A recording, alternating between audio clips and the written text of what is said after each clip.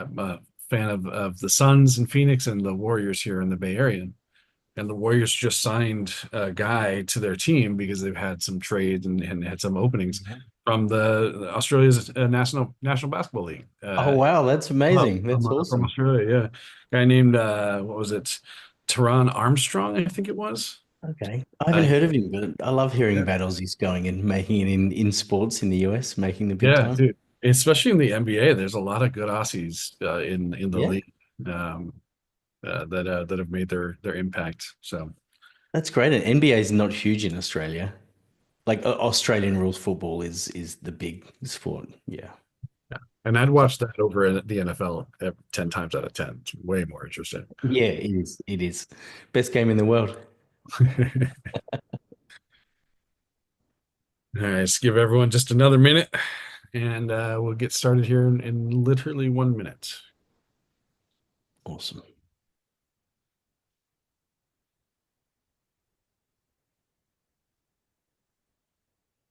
You guys are readily approaching summer. You're knee deep in summer right now, right? Mate, it's like peak heat in Australia. Today, I think is going to be in Adelaide's going to be 35 degrees, which is, I think, about 100 degrees in Fahrenheit. But then we have a cyclone up north in Brisbane, in Queensland, which is the first cyclone that's been that far south in 50 years.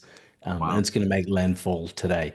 I think you call them typhoons or hurricanes. Yeah, it's north of the equator is like hurricanes and typhoons, south is cyclones and something else. Yeah. Yeah, it gets very confusing, but they're going to have like nearly a meter of rain. I can't even do that in feet. Is that like 3 and a bit feet? Yeah. Um, A little over three. Yeah. Yeah, a lot of rain. That's too much. Right. No, Yeah, you but need here that. it's hot and dry. Good, good. Uh, all right. Well, hey, I think we'll go ahead and get started. I think we've got a few people already in. We've got some more on some of the other platforms. We're about to hit the 5 minute mark, so I'll go ahead and kick us off. Hello and welcome to Phosphorus Live. This is our monthly look at the very interesting world of IoT and the extended Internet of Things. I am your host, James McCarthy, and I'll be joined by a rotating cast of guests and guest hosts from Phosphorus and the world of IoT at large. We're coming to you today from Zoom webinar, but also have friends here joining us from LinkedIn, YouTube, and even Twitch. So we're kind of across the board on the technology stack. So anywhere you're watching, welcome. Thanks for joining us today. If you have questions, feel free to pop them in the chat. I'm going to ignore those until the end of the show anyway, but no, kidding. We'll try to address those as they come up. And then today in our co-captain's chair, as you see here on the screen, we've got Alex Nehmy. He is the regional APJ CTO for Phosphorus. He's got 23 years experience in the cybersecurity space. So Alex, welcome to Phosphorus Live. Thanks, James. Yeah, I've been in cybersecurity for many years. And yeah, really, really happy to be here. Thank you so much. Yeah, absolutely. Got a lot of exciting things to talk about today. I think trying to look through all the things that were happening in the world of IoT and what I can kind of see in the OT world especially. And I know in Australia, the kind of critical infrastructure angle of the OT and cybersecurity space is getting a lot more attention than it used to. And I think a great point here and something I found in my research is Mike I think it's Yeah, Burgess Burgess. is the Director General of Security in charge of the Australian Security Intelligence Organization. He delivered his annual threat assessment, encompassing many national security threats facing Australia specifically. Among the most important, though, were the many ways in which foreign threat actors are actually weaponizing AI, to enable things like disinformation and deepfakes, military espionage, and most importantly for our conversation here, increased attacks against critical infrastructure. Those things can cause damage to not only the military and the government, but even things like social cohesion and just your day-to-day way of living, right? So he also stated that the authoritarian regimes are growing increasingly eager to disrupt those and destroy that critical infrastructure, and made a comment as well that one thing that they're seeing is an increase in foreign, state threat actors actually setting up and preparing themselves for future attacks as opposed to just straight trying to attack the infrastructure, which I thought was an interesting kind of change in the way they're doing things. So Yeah, I that's think what that's really for the world interesting, there. James.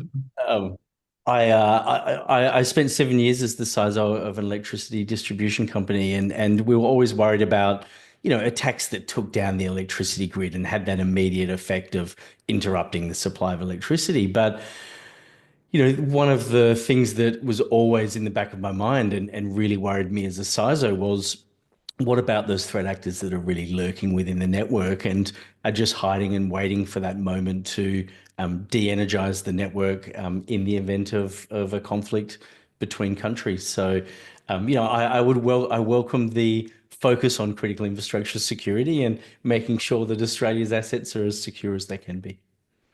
Absolutely. I figured with your background and what you've done in your career, this would be probably a good thing for us to talk through today.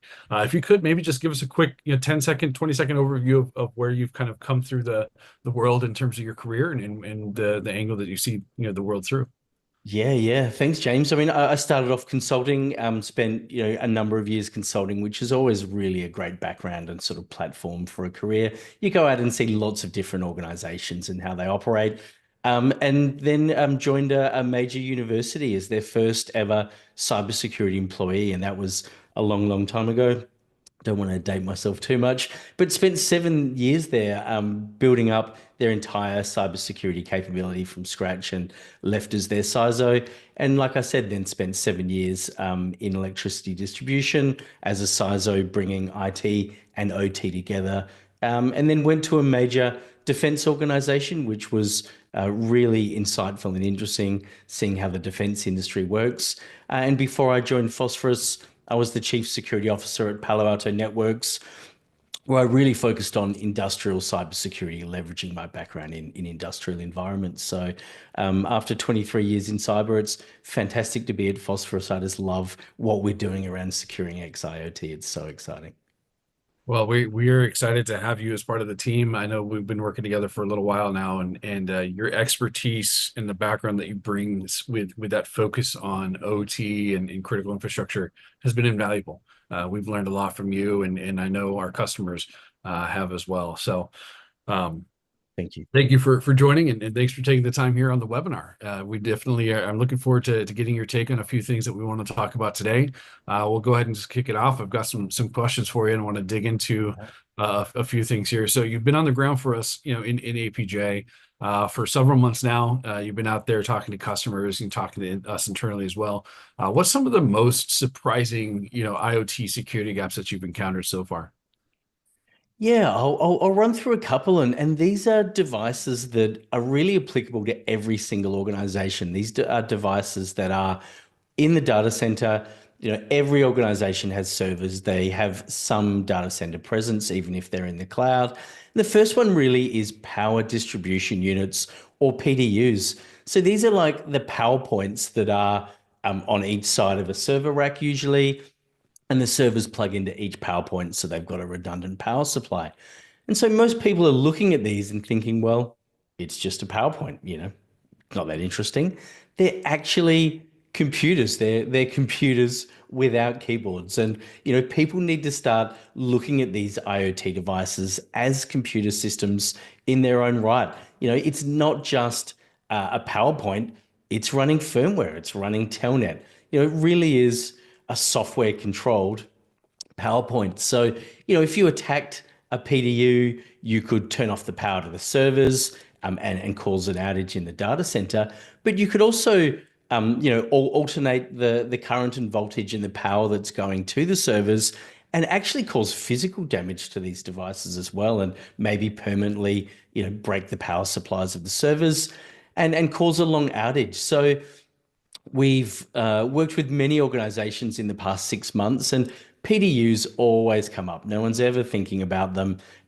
We found a PDU in one organization with firmware that was over 13 years old that contained 15 vulnerabilities, many of them critical. I would say the average firmware for a PDU that I've seen out there is probably about 6 to 8 years out of date.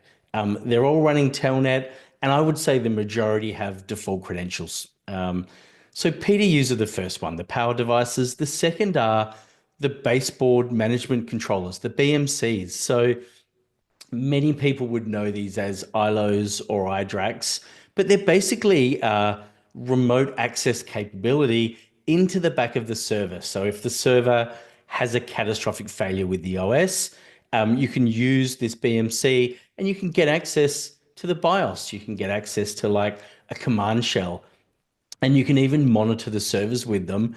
But BMCs are not part of the server's operating system. When you patch a server, you're not patching the baseboard management controllers. So they need to be patched separately. They're running firmware, they're running SSH, they're running Telnet. These little chips in the back of the servers are computers in their own right, computers without keyboards.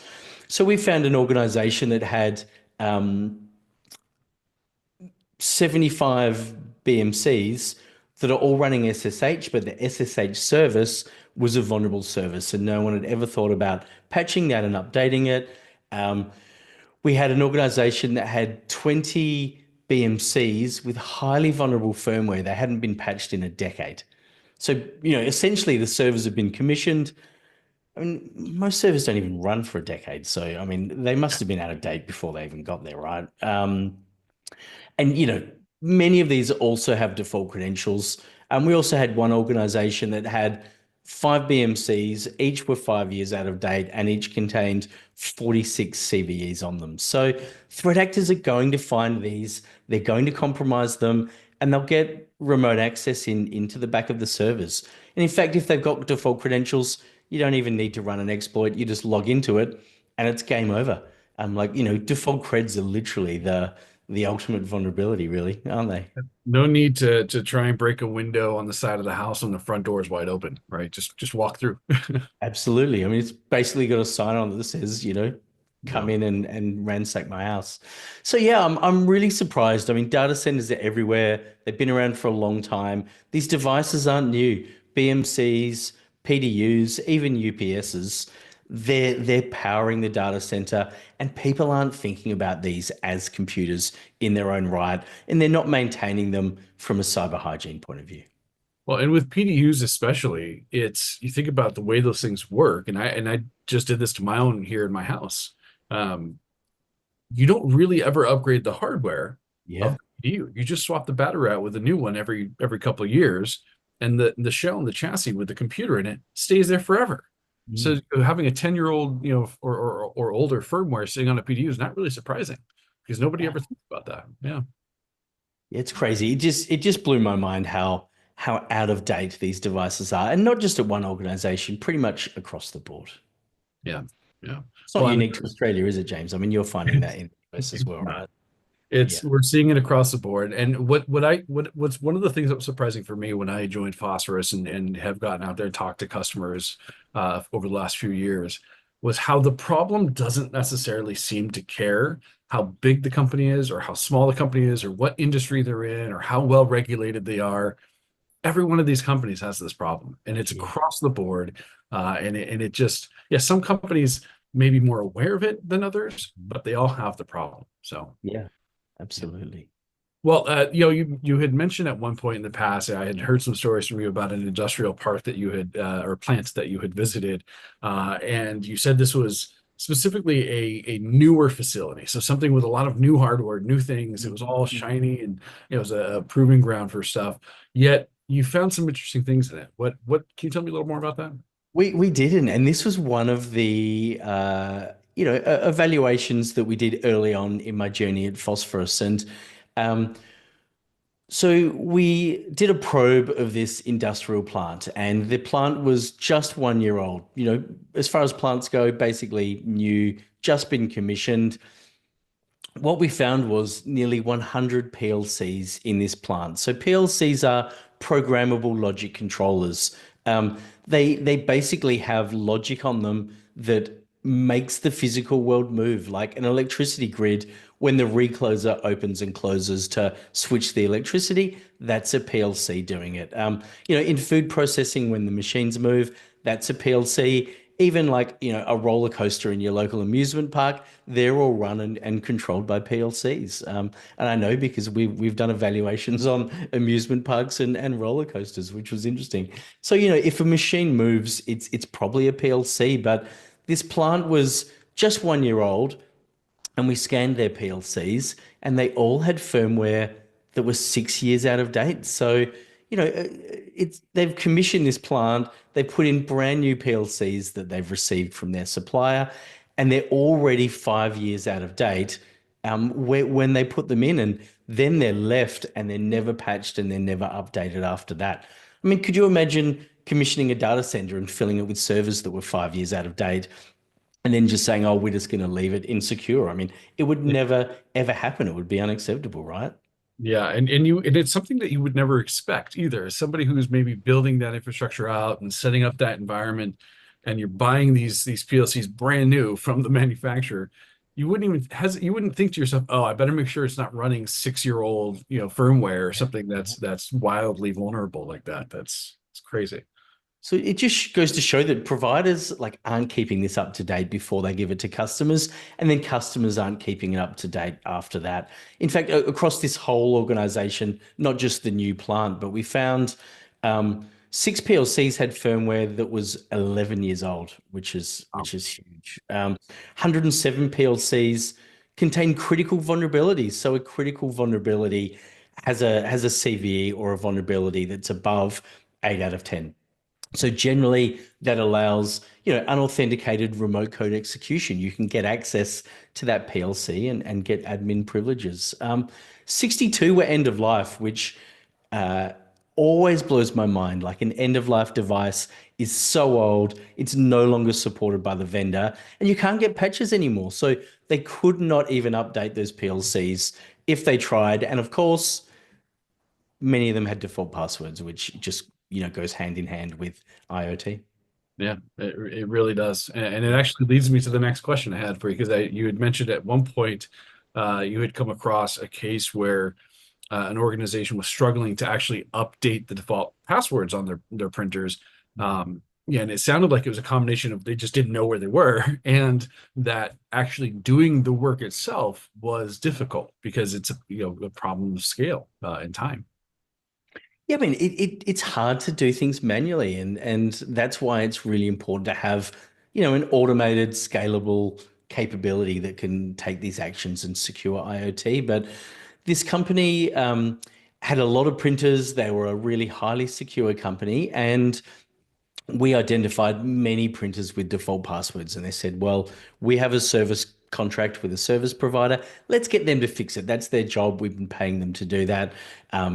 So they called the service provider. The service provider came out and said, all right, all done. All the passwords are changed. They did a re-probe with Phosphorus. Nothing had been fixed. And it actually took 4 rounds of calling the service provider, asking them to change the passwords, getting told they've been changed, and then probing these devices with Phosphorus for it to actually get fixed. And, like it would have been a 2 minute job to do it with Phosphorus, but it was a multi-week job to rely on humans to do it, which just goes to show we need to automate these things. We need to do it consistently. We can't rely on humans to do things manually. And we need an assurance layer over the cyber hygiene of these devices. We need to be able to audit the service providers and make sure they're doing what they're being paid to do, or get rid of them and automate it. Yeah, well, you're only as secure as you can prove you are, right? So, Absolutely. I auditing love is important. that. Excellent. So we're based Phosphorus is in Nashville. We've been there together a few times now Yeah. in Tennessee, and so we hear a lot. Obviously we're being based here, and we started here as a company and really went to market here in the U.S. So we're pretty familiar with a lot of the risks and challenges that OT and IoT poses to our customers here. And we've shared a lot of that with you and the team there and the APJ as you guys are onboarding. But what are some of the differences? Can you talk to, if any, between what you've seen here in the States and what we've talked about versus what you're seeing with your customer base in APJ? James, I would say that I really don't think it's that different. I think the devices themselves are slightly different flavors. We have different vendors here that are providing devices. For example, in the US, a lot of the Chinese cameras are banned, the Hikvisions and Huawei's. But in Australia, they're absolutely everywhere, rightly or wrongly. But that's probably the main difference. But I would say the similarities we have are threat actors are targeting these devices. I firmly believe that threat actors are changing the way that they're operating because traditional computers are so secure. They're running EDR, they're running XDR, they're monitored, there are SOCs running 24/7. So a threat actor is going to go after the devices that A, are insecure and that are not monitored, which is xIoT. And xIoT, people aren't thinking about these devices as computers. They are computers without keyboards. And I think that is another similarity.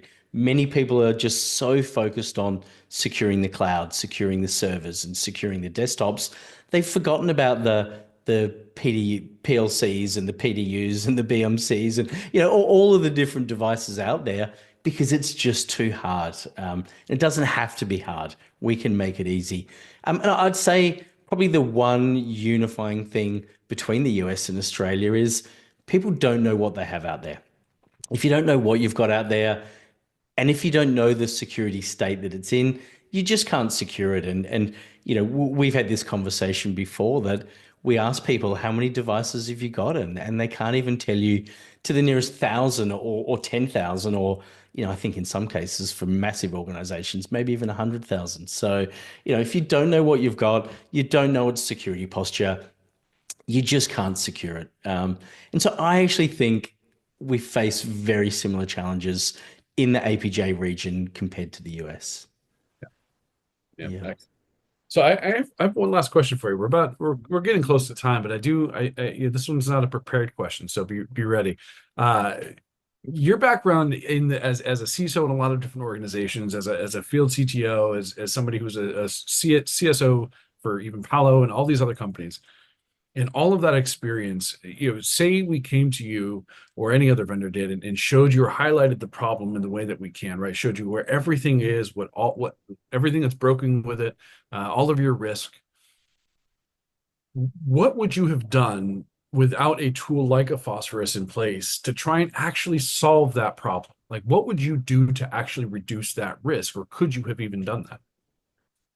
You know what? It reminds me of a story where I was working at a critical infrastructure organization, and we had a red team that was a surprise red team, and our wonderful friends at Internal Audit had organized this, and I knew it was coming sometime in the next 3 months, and so they came one night, Tuesday night. They walked into one of our regional depots, and the back door was propped open with a wooden block because that's what you do in those places. And they walk in, and there's a post-it note with a username and password, and they logged in, and they started trying to get root on the laptops and desktops that were there, and our EDR and XDR and SOC lit up like a Christmas tree, and we were all over them. In fact, we sent physical security out and physically apprehended them that night. And the red team has said it was the first time in their career that they'd ever been physically apprehended, which was awesome. Big tick for us. So they couldn't get us by hacking the traditional computers. What they did was they followed people physically into the buildings, and then they planted Raspberry Pis. They planted xIoT devices that would give them backdoors and access into our network. And that's how they compromised. They got the access they needed, and they compromised us. And we found after a while that they were using the Raspberry Pis and these xIoT devices, and we tried to find them. We were trawling Splunk for the MAC addresses of Raspberry Pis, just could not find it. Whereas, using something like Phosphorus, it's a 5-minute job. We would have had them all, picked them up, and got rid of them. So it just shows how without the right tools, how difficult it is to actually find these devices and make sure that they're secure, or make sure that they're not malicious. People can hide malicious IoT devices in your organization too, and Phosphorus finds those as well. So yeah, that's a little anecdote from my time in critical infrastructure. Nice. Yeah, it's definitely, it was shocking to me how often we come across Raspberry Pis on a network that a customer like has no explanation for. Yeah. And Yeah. to me, I'm like, those are some of the easiest, most ubiquitous devices to compromise and then do whatever you want with. They can become recording, they can become remote access tools, they can become all sorts of things. So to have it on your network and not know it's there is such a miss for the average security It org. was so frustrating. Like we were across these guys every step of the way. We physically apprehended them, and yet we couldn't pick up something as simple as Raspberry Pis. It just goes to show the disconnect in security capabilities between computers with keyboards and computers without keyboards. It really does. Yeah. Yeah. Yeah. Hey, we are rapidly approaching the end of our half-hour block here. So we'll call it a wrap on this month's Phosphorus Live. If you want to get an invite on your calendar and emails about what we have coming up, head over to phosphorus.io/phosphorus dash live. Follow us on LinkedIn, YouTube, and Twitch, and you'll catch all the posts and notifications when we go live. If there's any suggestions you want to hear on a specific topic, let us know. Drop a comment on our socials or send an email to webcast@phosphorus.io. Alex, huge appreciation for you jumping on, especially what is it, 8:30 in the morning, 8 o'clock in your time Yeah. now, sometime over there. Bright Uh, and early. I'm in need of a coffee. yeah, perfect. Thank you so much for having me, James. Really, really happy to be on Phosphorus Live. Yeah, thank you. Yeah, absolutely. Our pleasure. Thanks all. Have a good one. Thank you.